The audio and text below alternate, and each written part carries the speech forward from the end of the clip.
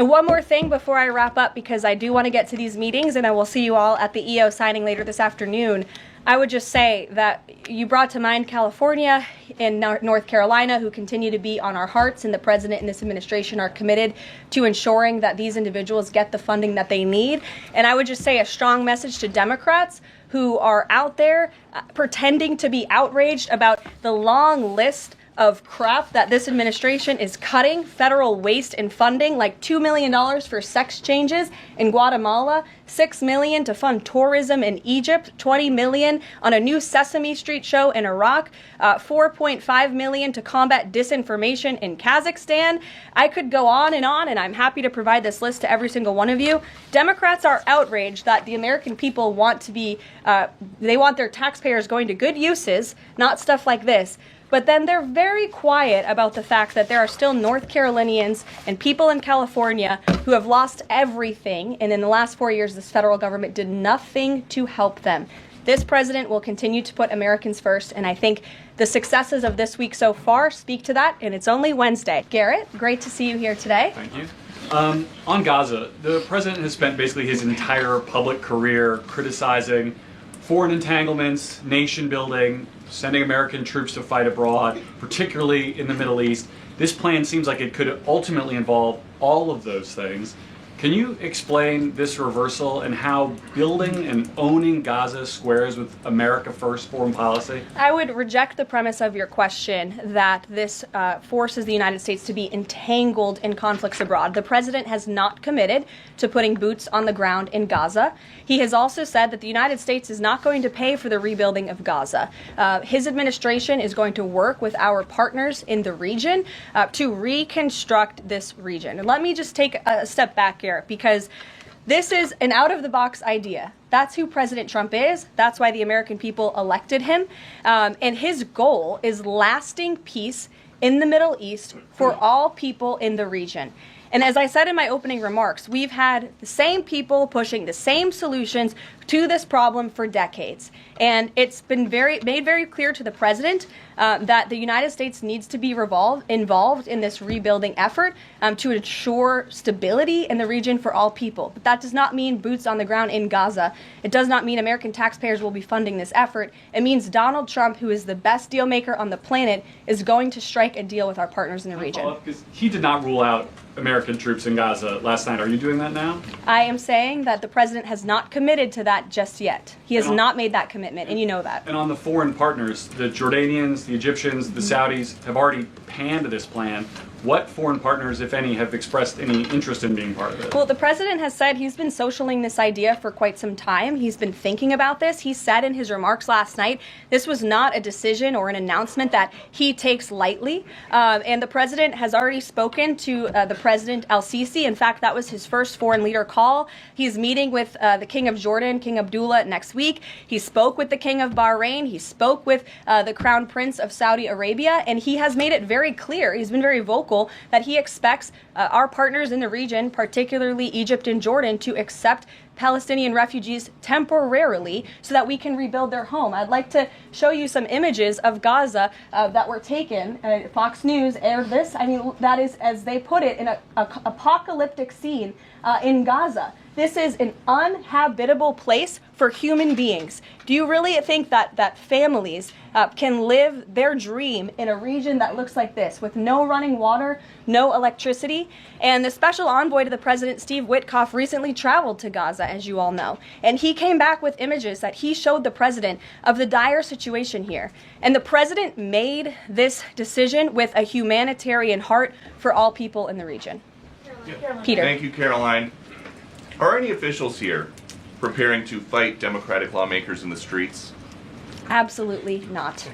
So and thanks for the question. Some elected Democrats are so steamed about Doge. Congresswoman LaMonica McIver says we are at war. Ilhan Omar says we might actually see somebody get killed. And Chris Van Hollen says we have to fight this in the Congress. We have to fight this in the streets. So what now? And may I just point out, if you heard that type of violent, enticing rhetoric from our side of the aisle, from Republican leaders on Capitol Hill, I think there would be a lot more outrage in this room today. It's unacceptable, the comments that have been made by these Democrat leaders, and frankly, they don't even know what they're talking about. Because President Trump was elected with a mandate from the American people to make this government more efficient.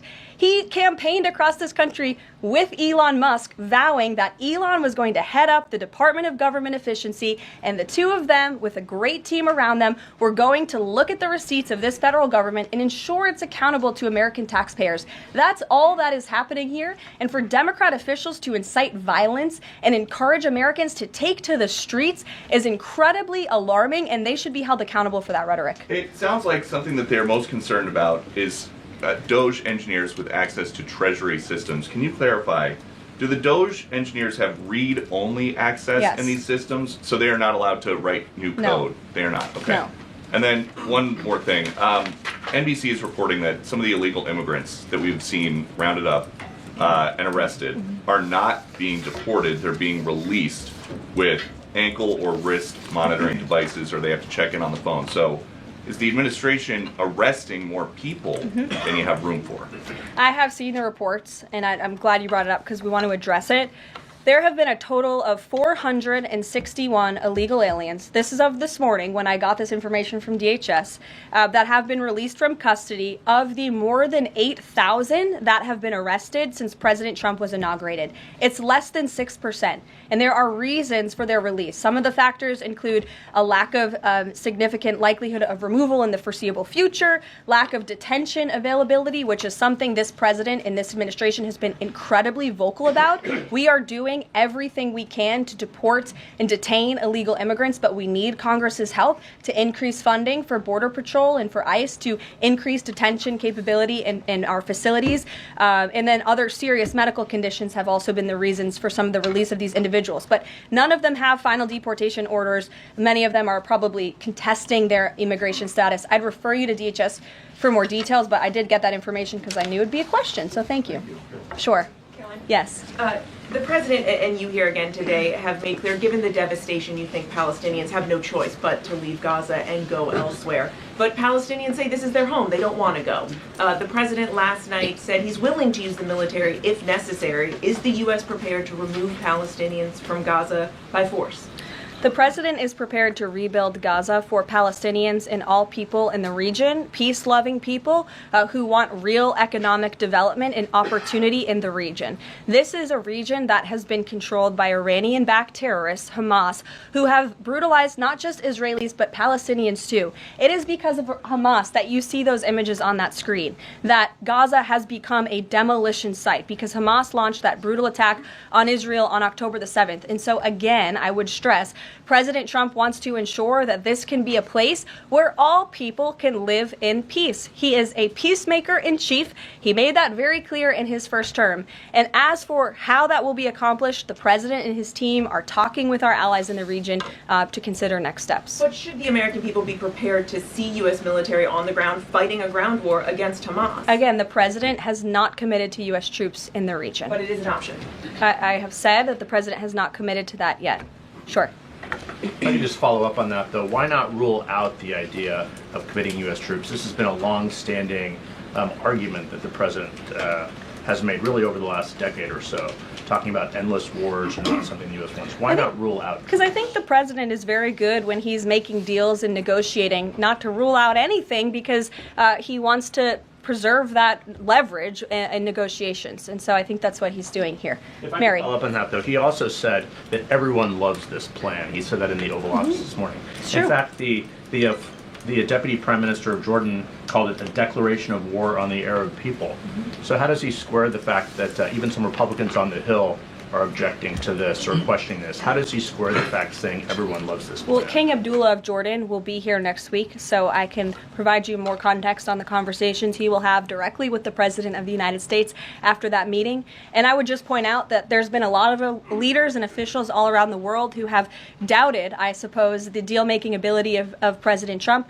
You heard the Panama leader saying that he would not agree to some of the concessions that he has now made because of Secretary Rubio's visit. You had the Colombian president saying he wouldn't accept flights of Colombian illegal nationals who have entered into our country illegally, and those flights are underway. So actions speak louder than words. Dasha. Caroline, You said the president has been working on this idea for a while behind the scenes now. Is there a written plan based on the president's proposal for Gaza? And if so, when was it drafted and who had a hand in that? The plan was written in the president's remarks last night as he revealed it to the world and to the American people, and his team are continuing to be engaged on this effort. I saw the National Security Advisor this morning. He has a very busy day of calls, and they will, again, continue to engage with our partners. That includes Steve Witkoff as well. Mary. Two questions for you on the news of the day. So, how is today's executive order going to impact the 2028 Summer Olympics in Los Angeles?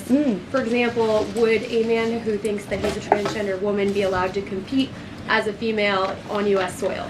It's a very good question, and the president has actually mentioned this, that he does expect the Olympic Committee and the NCAA to no longer allow men to compete in women's sports. And I think the president, with the signing of his pen, starts a very public pressure campaign on these organizations to do the right thing for women and for girls across the country. Again, this is an incredibly popular position. There have been many notable female athletes who have had the courage to speak out against some very powerful institutions in this country. They deserve to have a voice and a say. The president is bringing their voice to the highest level at the White House this afternoon, and he expects these organizations to comply with this federal executive order that he'll be signing today. Thank you. And one more. On media coverage of this executive order and the topic in general, what's the White House's view of framing that calls men transgender females or similar rhetoric coming from organizations like the ACLU and GLAAD? Well, it's been very clear. The policy of this administration is that there are only two sexes, male and female. Pretty simple. Brian Glenn. Yes.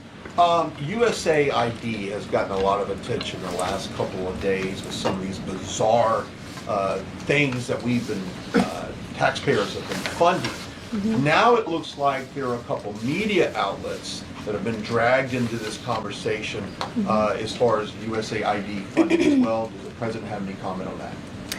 So upon coming out here to the briefing room, I was made aware of the funding from USAID to media outlets, including Politico, who I know has a seat in this room. And I can confirm that the more than $8 million taxpayer dollars that have gone to essentially subsidizing subscriptions to Politico on the American taxpayers' dime will no longer be happening. The DOJ team is working on canceling those payments now. Again, this is a whole of government effort to ensure that we are going line by line when it comes to the federal government's books. And this president and his team are making decisions across the board on, do these receipts serve the interests of the American people? Is this a good use of the American taxpayers' money? If it is not, that funding will no longer be sent abroad, and American taxpayers will see significant savings because of that effort. Thank you. I'd like to give some love to the back row. I've heard that unfortunately they haven't been called on in years past. So Reagan, why don't you go ahead? Thanks, Caroline. The WHC announced that comedian Amber Ruffin, who has called the president a toddler with his pants pulled down, will be the entertainment for this year's Correspondents' Dinner. Does the White House have a reaction to this choice, and will the president be attending the dinner this year? Certainly an interesting choice. I have the president's invitation on my desk. I have the invitation for myself on my desk as well. Haven't talked to the president about it. When he makes his decision, I will let you all know. But definitely an interesting choice of the comedian. I'll talk to the boss about it and see what we decide. Sure, go ahead. Yes, yes. On the executive order set to be signed today, you said that this will be enforced. Can you spell out for schools and the public how exactly the administration plans to enforce this, even at the local level? And on top of that, there are human rights groups who say that this could expose kids to discrimination. What is your response to that? I think kids have already been exposed to discrimination, especially young women and girls who have been forced to shower in locker rooms with biological men, who have been forced to compete on playing fields with biological men, which is incredibly unfair and unsafe, and again, an incredibly unpopular policy with the American people. As for the actions that this executive order takes, I already laid those out at the beginning of the briefing. I'm happy to give you a copy of this fact sheet so you can let your audiences across the country know. What's your message to schools who don't comply with this? They should, because it's going to be federal law in about an hour and a half. So your colleague to your right, to my Thanks, left. Caroline. Yes. Taylor with Spectrum News. You talked a bit about Doge. Elon Musk is currently a, quote, special government employee who also owns companies that have billions of dollars in federal contracts. You said earlier this week that he has abided by all applicable federal laws, but what steps is the Trump administration taking to address that conflict of interest? The president was already asked and answered this question this week, and he said if Elon Musk comes across a conflict of interest with the contracts and the funding that Doge is overseeing, then Elon will excuse himself from those contracts. And he has, again, abided by all applicable laws. In the back left, go ahead. Trade advisor Peter Navarro, when asked about the External Revenue Service today, said, quote, we're going to collect a lot of tariff revenues and we're going to get tax cuts out of it. Is it the official position of the White House that tariffs will lower taxes for Americans? The president has always been clear that he believes tariffs are a tax on foreign nations, and he's committed to cutting taxes for the American people here at home. He also believes tariffs are a great revenue raiser for this country, and that's exactly why he has committed to the creation of the External Revenue Service, which I think is a phenomenal idea. We'll just go down the whole row. Go ahead. Tom Bateman with the BBC. Can you confirm that under the President's plans for Gaza, any and all Palestinians who want to stay in Gaza on their land will be allowed to do so? I can confirm that the president is committed to rebuilding Gaza and to temporarily relocating those who are there because, as I've showed you repeatedly, it is a demolition site. There is no running water. There is no electricity. The president wants these individuals to live in peace. He is committed to doing that with this very bold new plan, and we will continue to keep you apprised of updates as we receive them.